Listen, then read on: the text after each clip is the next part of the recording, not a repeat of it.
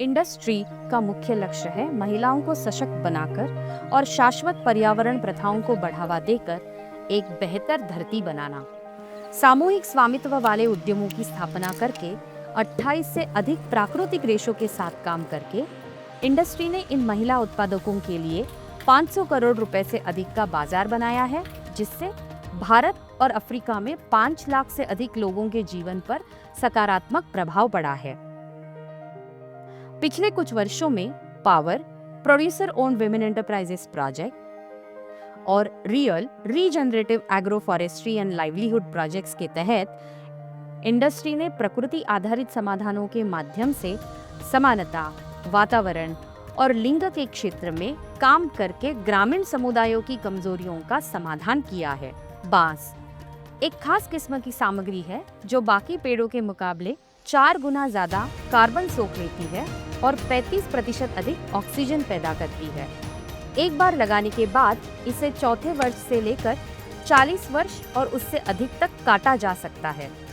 इस पौधे की अनोखी विशेषता ये है कि ये खेती योग्य, बंजर और परती भूमि पर उग सकता है।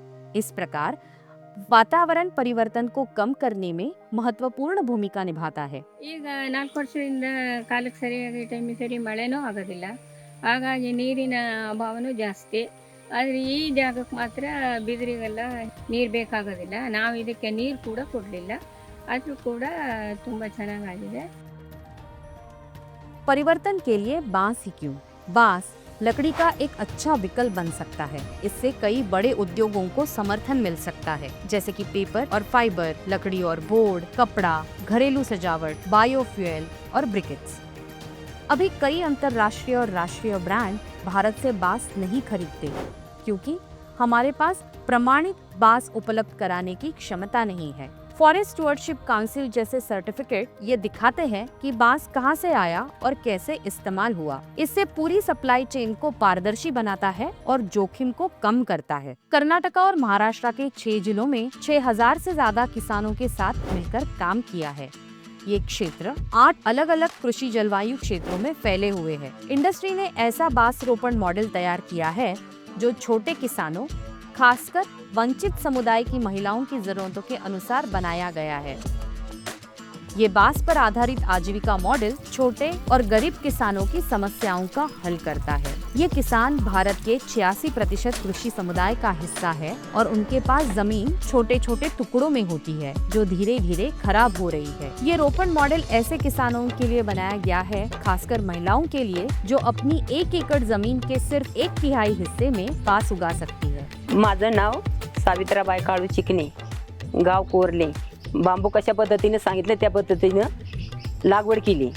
15 फुटाची लांबी, 1.5 फूट खोल, 1.5 फूट रुंद, अशा पद्धतीने ती लागवड केली। इस मॉडल में बांस की प्रजाति, बीज और इलाके की जलवायु के अनुसार तकनीकी मदद दी जाती है। साथ ही महिला किसानों को समूह में जोड़ा जाता है। इन्हें बांस की खेती का सर्टिफिकेट, कार्बन क्रेडिट की मान्यता और बाजार से जोड़ने में मदद की जाती है। ये बाजार से जुड़ा खेती का तरीका, जिससे छोटे किसान, खासकर महिलाएं 40 साल तक नियमित और अच्छी कमाई कर सकती है। ये मौजूदा खेती के तरीकों से एक बड़ा और बेहतर बदलाव है।